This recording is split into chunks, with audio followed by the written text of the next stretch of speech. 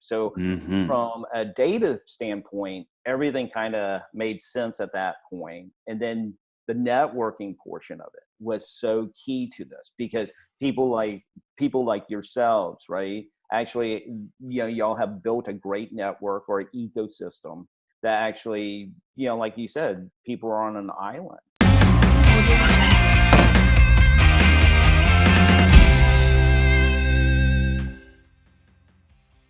Hello, everybody. This is Josh Rusin, host of the Wheelbarrow Profits Podcast, the #1 multifamily podcast on iTunes. Here with my co-host, the multifamily mentor, the coach, the chef, the father of 6, the best-selling author, the G-Dad, Gino Barbaro. Gino, how's it going? Josh, it is my lucky day today. I'm recording with you, back-to-back days of recording. This is a lot of fun, my friend. And you know what? Start the day off with you. Going to end the day with you. Got you in the middle of the day. This is great, bro. Talking real estate, and this is awesome. How you doing?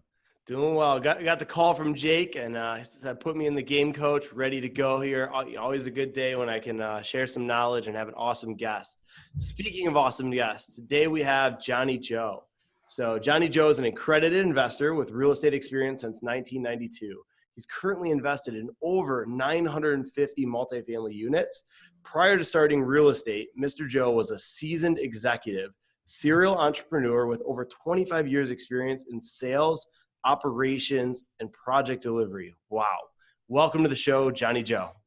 Thank you, Josh. Thank you, Gino. I'm excited. Wow. So Josh, we've got a guy on the show today that's a lot smarter than we are. So everybody pick up a pen.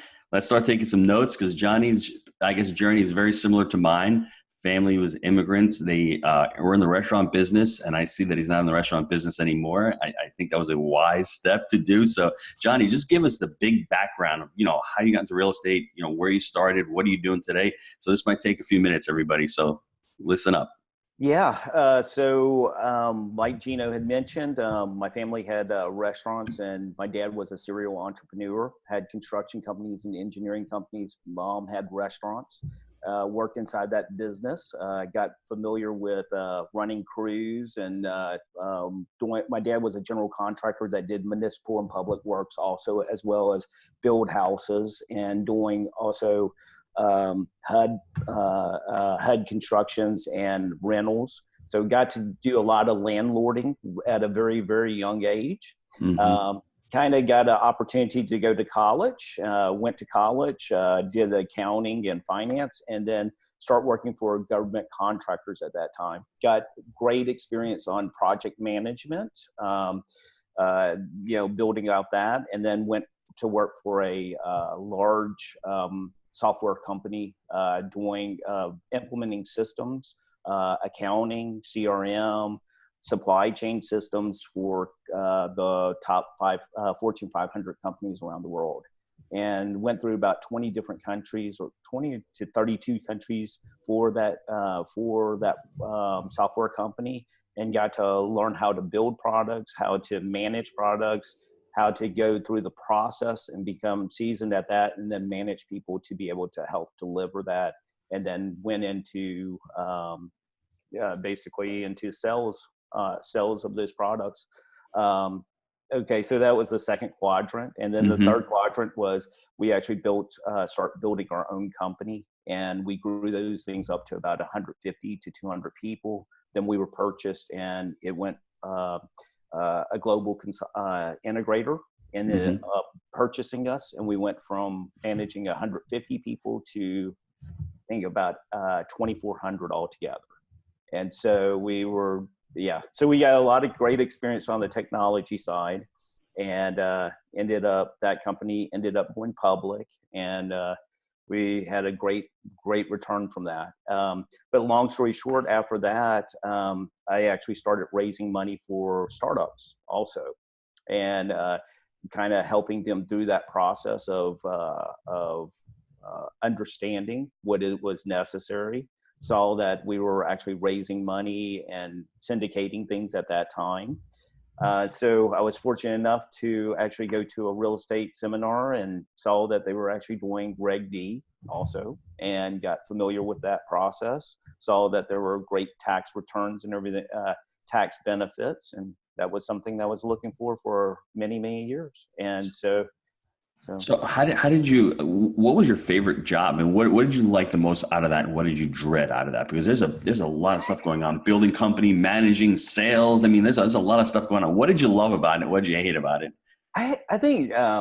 I think I enjoyed the interaction with people, training people, educating them through the process. I think the thing that I dread was actually having to stay up all night a lot of times so that we could actually do that. But it's kind of like you have to take the opportunity and just enjoy the path that you're on and make the most of it. And so a lot of those things, we'd be working, around the clock. I remember staying up 4 nights straight working on a problem, and we ended up fixing it. And I think that was something that was very large and life-changing for me. So that's awesome, because when you get into real estate, everyone thinks it's going to be easy and all. And that's one of the things that the restaurant did for me is you work hard. I mean, I didn't work smart, but at least I knew how to work hard. So when you do have to stay up 4 nights in a row, or you have tenant issues, or you have problems with raising capital, or the contract doesn't go through and you've got to work an extra 3 hours,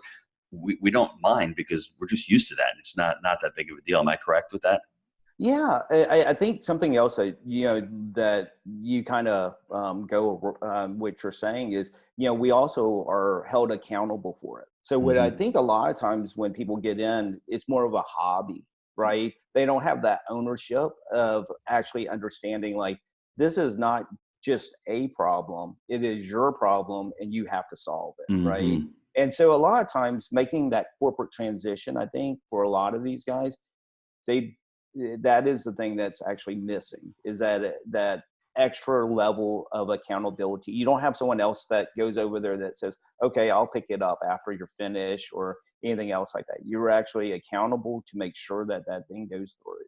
That's funny you say that. It's one of the reasons why I think partnerships are great. If you can align yourself with a partner or a community like the Jake and Gino community or any other real estate community out there, it really helps you because you're on an island. Because when you do transition from corporate, you have the whole week. You have 9 to 5 where you can do anything you want. You can sit around, go to the beach, or you can actually do work. And it's really hard if you don't have somebody there pushing and holding you accountable. So I totally agree with that. Let's talk about your first deal, your first real estate transaction. First of all, why did you go to the real estate seminar? And secondly, what did you gain from going to these live events? Well, I mean, the first thing was how I got involved in it was someone had mentioned I had been looking for an opportunity for basically, I had mentioned on one of your podcasts before on Rand, I had been inside of a board meeting and we were actually selling a project, and it was a multi-million-dollar project. And at that time, I got a notice that my net worth went down 3%. So I'm like, should I get out of this meeting? And like I better go. See you guys later. But but then you also have to think about how dependent everybody else is on what you actually do. So that could mean that later on people would lose their jobs or something else like that. So you kind of just man up, and then by the end of the day, it was about 7% down. And so at that time, I took focus on what meant it was important as far as an investment, right? And those criteria actually stay with me today. And one of them is to be able to have distributions, to have appreciation, to have tax benefits, to be able to put a plan together. And then the last thing is to actually have the right team. And the reason why this is important is I had been looking for that for a long period of time. Looked at multiple investments, everything from coca to, oil and gas to all these other things. But what came up was for one of my investors that had invested inside the tech portion of it asked me to come to one of these seminars. And I said, well, I don't know about real estate. I've heard a lot of different things, but what came up was there was tax benefits, and there was it's the same P&L, it's very similar. You look at a P&L, it is a business that you can put your teeth to. So from a data standpoint, everything kind of made sense at that point. And then the networking portion of it was so key to this, because people like yourselves, right, actually, y'all have built a great network or an ecosystem that actually, like you said, people are on an island. And so they have to have great mentors and other people around so that they can actually ask these questions. Like, what is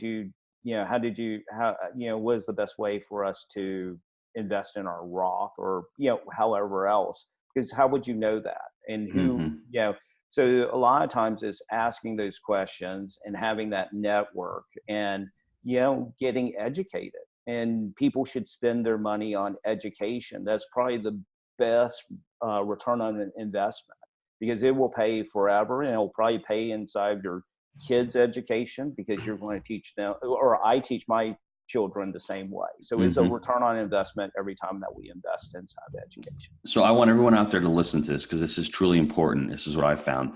What people say is about them. What you hear is about you. So if you're going to a real estate seminar and you feel as if it's a pitch fest, it might be a pitch fest. That doesn't mean you have to buy the product, but you can always glean some type of information, or you can meet somebody there, or you can have a great discussion. It's not lost just because someone's trying to sell you something. That's their business. But in the meantime, they should be delivering some kind of value. So it doesn't mean just because I tell Johnny Joe to buy my program or to enlist in my courses, doesn't mean that Johnny Joe has to. It depends on where he is in his life. He might say, you know what, I don't really need it right now, but I can at least meet people here or listen to a different perspective. Because somebody might not know what cost segregation is, and all of a sudden they go to a real estate seminar. They don't buy the person's course, but they hear that word, and it's like, I mean, the light bulb goes on. It's really important. Johnny, I was wondering if you can go back and list those things about multifamily that really drew you in there. And I'm going to touch on a couple of those. Do you have that list again that you just shot out to me? The distributions is number one. Number two is appreciation, capital appreciation. Number three is actually tax savings. Number four is a plan. And number five is the team. That's awesome. So out of all those five, that's what multifamily allows. It's when people get into real estate, they think that they're getting into real estate. They're really getting into a business. They're creating a scalable business that has economies of scale. And that's why with single family homes, if you're going to buy a portfolio of 50 or 60, I consider that multifamily. There's not the economies of scale there because you're all over the place. You have, 3-bedroom, 2-bath, 2-bedroom, 1-bath. They're different builds, different roof types, different driveways, whatever. But I think multifamily, everyone out there, for all those reasons, and the fact that you can scale it up, and if you treat it like a business, it will continue to grow. And there's something at the end of the road where it's actually sellable. You can actually sell the asset afterwards. I had a restaurant business. Good luck trying to sell a restaurant business. It's really hard. If you're a construction company, you're out there, you're a paving company, it's very hard to sell those types of businesses. But with real estate, it's all about the numbers. It's all about trying to get the NOI up. And if you can do that, there's ready, willing, and able buyers out there that will be able to purchase that a lot easier than other businesses. So I think those five are really, really important. How did you find your first deal? How did you get into that very first real estate deal? Do you remember it? Yeah, I can remember every single one of these things in very great detail. As far as an investment and everything else like that, it was actually going around and talking to quite a few people and seeing it was a great thing because you could spend a lot of time and find out, what is the difference between the deals, understand what the location was, understand what the crime was. Someone else was actually feeding you these things, right? And so that was actually great because it gives you an idea of what to expect, right? And really, like, do you agree? There's data all around us, but do you believe that data? You have to verify it for yourself. You have to own that data. And once you own it, then you can actually do analytics around it. You can do a lot more. You can blend it. You can enrich it. You can do all these things. So to go back to it, how I found the first deal, it was actually going and networking, then talking with the broker, having one more dimension inside there and talking to the broker, talking to other investors, seeing if they like the deal or not, and then coming back and kind of getting those things together. Now, that was for the investment side of it. For the other ones, for the actual owning of the property. It was actually dealing with brokers in the very beginning, looking, calling probably about, quite a few, more than 10, more than 20, more than 30 of them, and just being persistent about it, looking through each one of these things, going through the numbers, validating the market, walking through the market, understanding it, just doing all the things. One thing is you can do a lot of research online, but being boots on the ground, actually understanding it, walking the neighborhood, I would say that if you're going to put money down, it's always wise to do that. I totally agree with that. What markets are you looking at currently right now? I'm doing mostly the Southeast right now, mostly Southeast. I'm invested inside of Texas also, but right now I'm looking mostly inside the Southeast. Why the Southeast? What draws you to the Southeast? I can give you a litany of reasons, but I'd love to hear what your reasons are.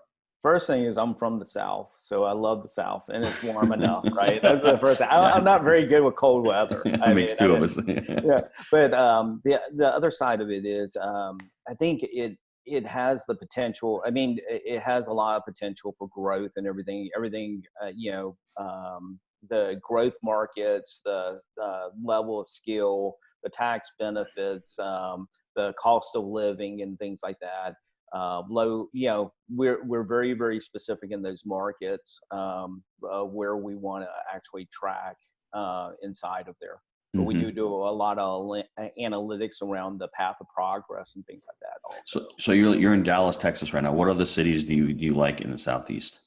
Southeast, everything from Atlanta, Greenville, Charlotte, those areas. I think those are probably the heavy hitter ones, just because, there's a lot of great opportunities inside of there. Well, what are your metrics when you're looking at a deal as far as cash on cash returns? You look at anything specific for cap rates, debt coverage ratios? What are you looking for in deals? And I mean, obviously any kind of value add. What are you looking for? Because the biggest question that I get from a student is this a deal? And it's the hardest question to answer because what market are you in? What are the cap rates in that market? What are the value add opportunities in that market? What is your exit strategy in that market? What is the market cycle of that specific city going on right now?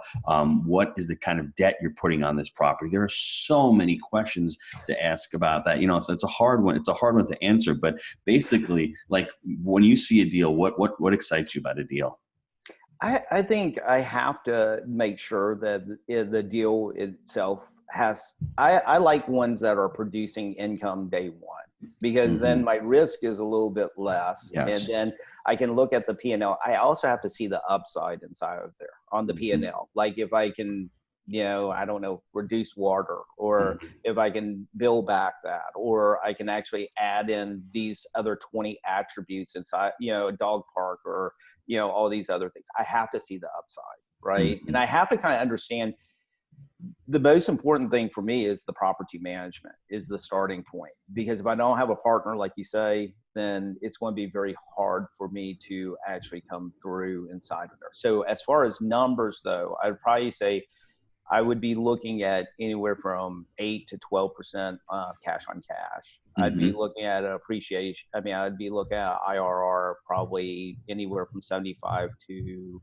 100%. I'd be looking at a 5-year return. I mean, 3 to 5 year. I'd look at refinancing after 3, and then I'd look at debt cover ratio. I mean, loan to value. I'd like it be 80, 80-20 on that thing. Or and then debt cover ratio, I'd say 1.25 at minimum. I mean, I guess I'm a commercial right now for Fannie Mae, probably, and Freddie Mac, right? But as far as sizes of the deals and everything else like that, it could go from everything from 80 doors to probably 250 doors that we might be looking at. And I also look at other asset classes besides just, purely apartments. We also look at modular builds and manufacturing homes. That's awesome. This question might be a little bit more difficult. I'll give you the perspective from me. When you first bought your first asset, what has changed from that first asset to today's purchasing now? For us, we bought our first 25 unit deal back in February of 13. much different mindset I had back then than I do now. I didn't know what syndication was. Our first 1,000 units we bought in-house. I didn't know how to raise capital. I didn't know how else to get into multifamily other than buying myself and doing it myself and not being able to lever other people's time or other people's money.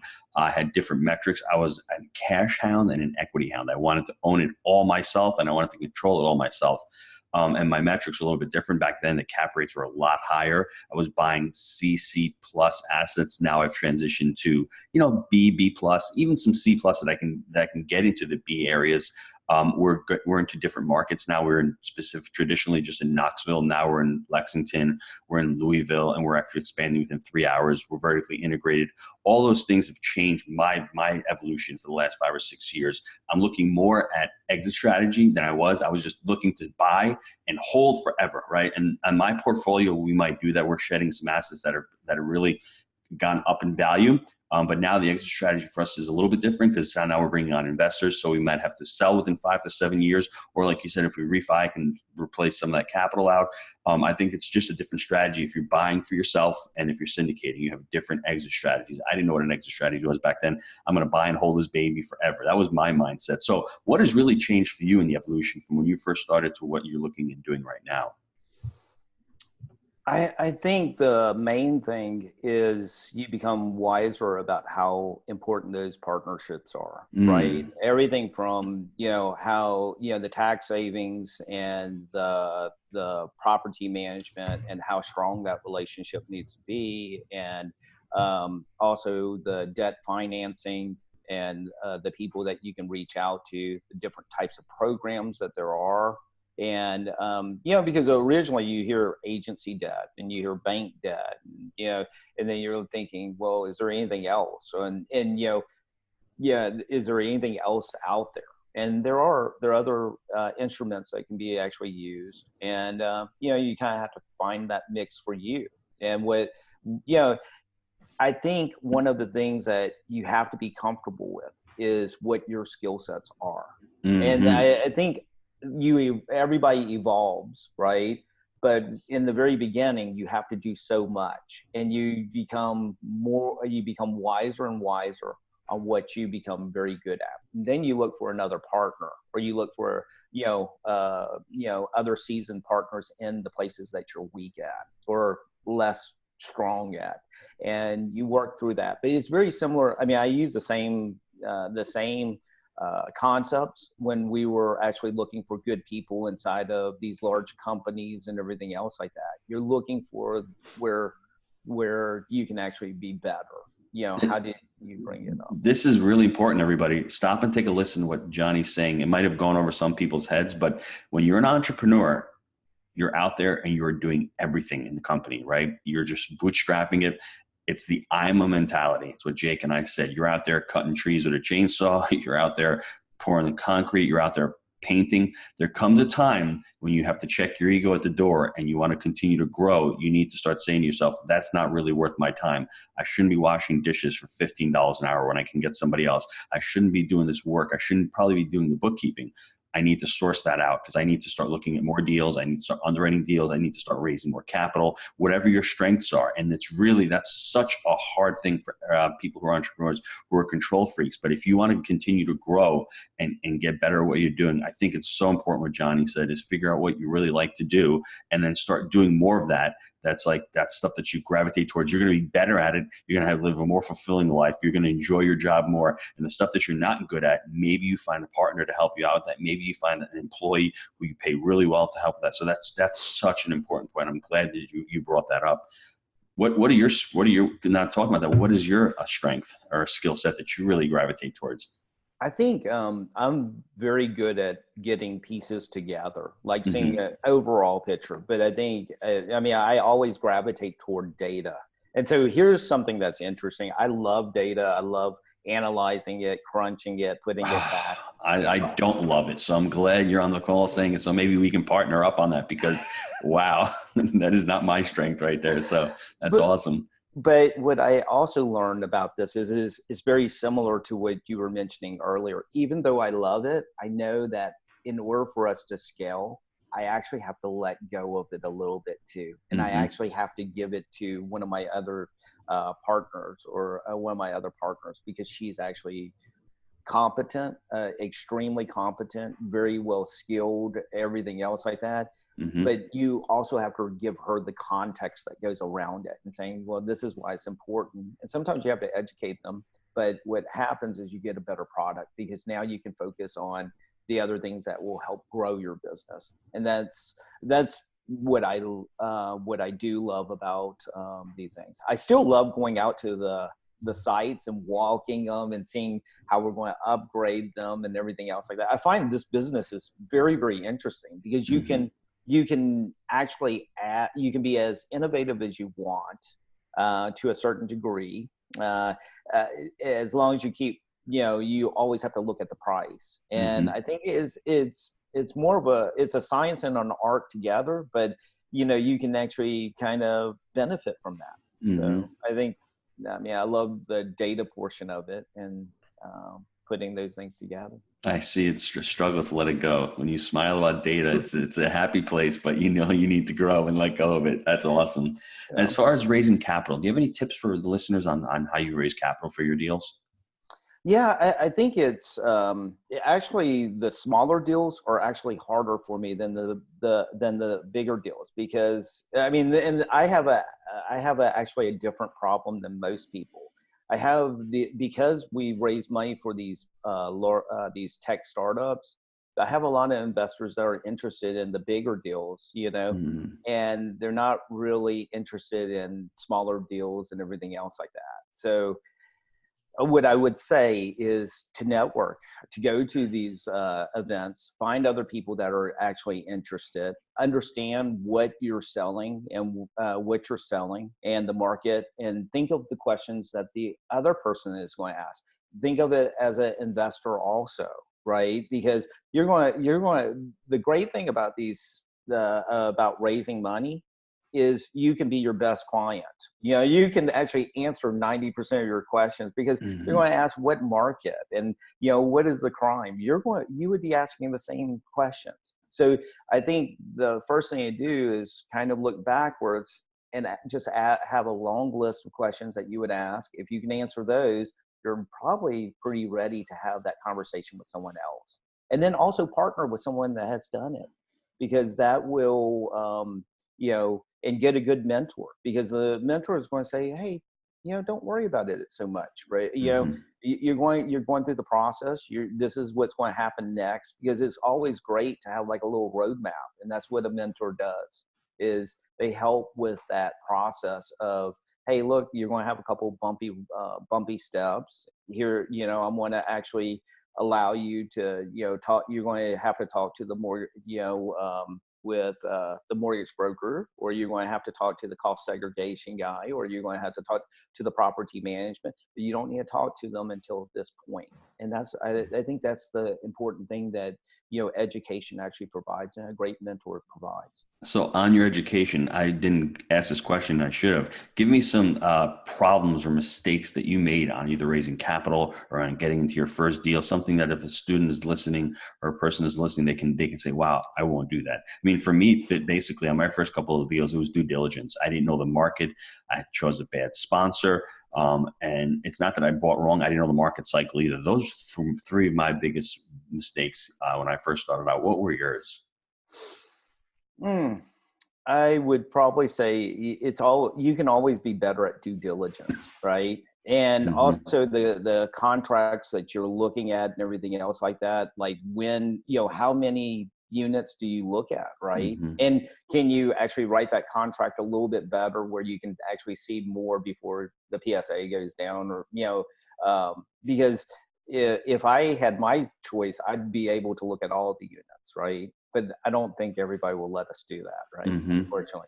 But then, also making sure that it's the problem of not knowing, also, right? Of, hey, so that's why you have to network, because some of these things, like how do you save water, right? Or how do you do rubs properly, right?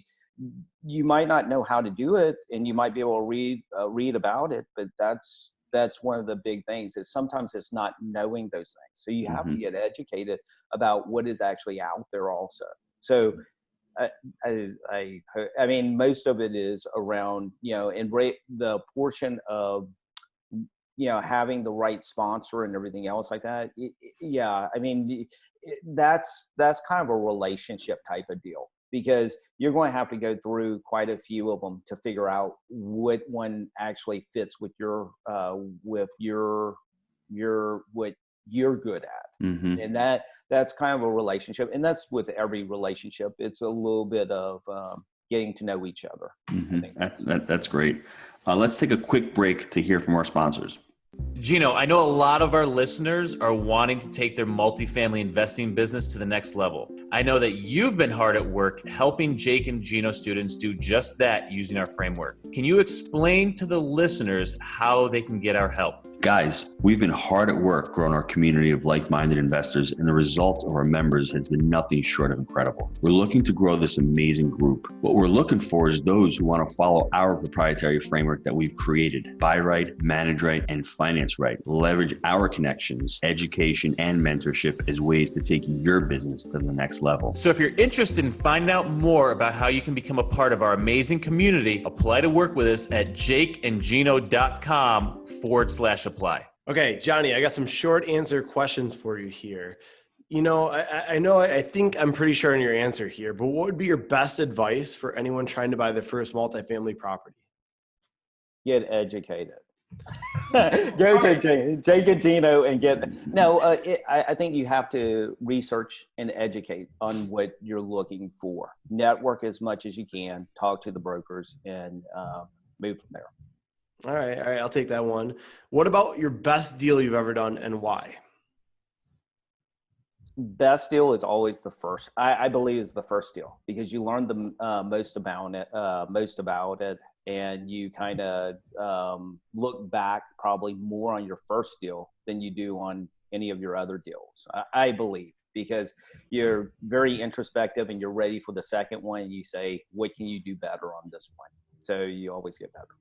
All right, for all the listeners out there, huge takeaway on that one. What Johnny said was not the financial reward from the deal, but the experience and the knowledge you gain from actually implementing that. That's the most valuable takeaway, because then you can replicate and duplicate that and do it over and over again and take those lessons and refine what you're doing. So I love that answer. But that's why it's also important that if it takes you 18 months, like Jake and I had to do your first deal, make your first deal good. And like Johnny's criteria, that it's got to be income producing. Don't do 150 unit value add with bridge debt and you got to do a complete rehab on your first deal. Unless you're experienced and you've got really deep pockets and you can take all that risk, I wouldn't do that as my first deal. I wouldn't be here if I did that on my first deal, because I would probably blow up.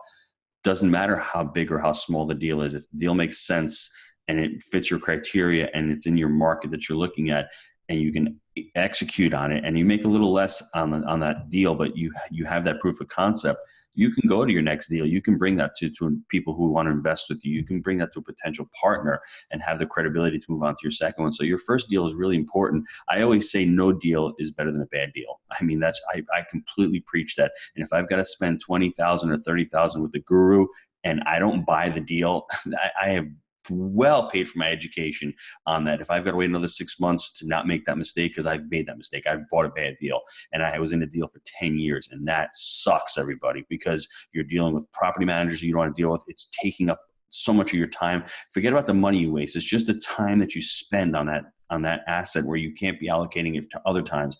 It was really hard. So I think it's really important what Johnny said is your first deal is you're going to learn a lot. So make it a good one. Love that. Johnny, what about your best habit for success? Wow. That one's a hard one. I would say trying to plan for success, right?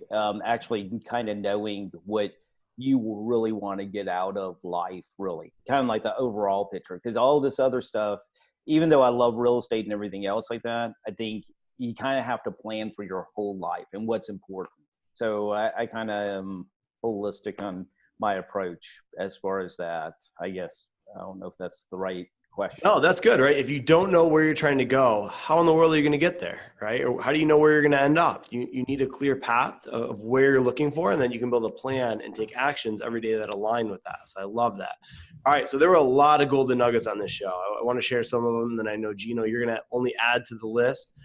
So one, Johnny, when you're going for your first deal, man, a key takeaway for me there was persistence. It wears down any resistance and the amount of massive action you took. You're like, hey, I didn't call 10 brokers. I didn't call 20. I didn't call 30. I called more than that.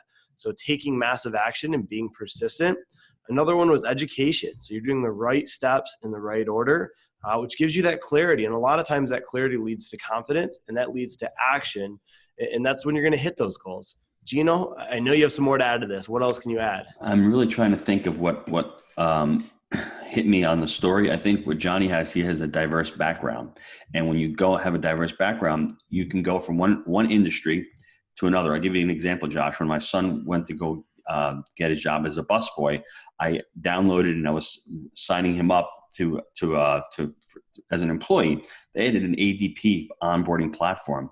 I was like, this is awesome. We need this for our real estate company. Something simple like that. I was like, wow. So when you're in another industry, you can bring it into your industry. Go look at other industries. That's what I think that's what the Jeff Bezos said, or one of the gurus. They said, just go out there and look at what other industries are doing. Same thing when you walk into a restaurant. How are they greeting you? It's the same thing when you walk into a property management company, an office. How are they greeting you? What systems are they using? What CRMs are they using? And you can bring it over to the multifamily. And it's the same thing with sales.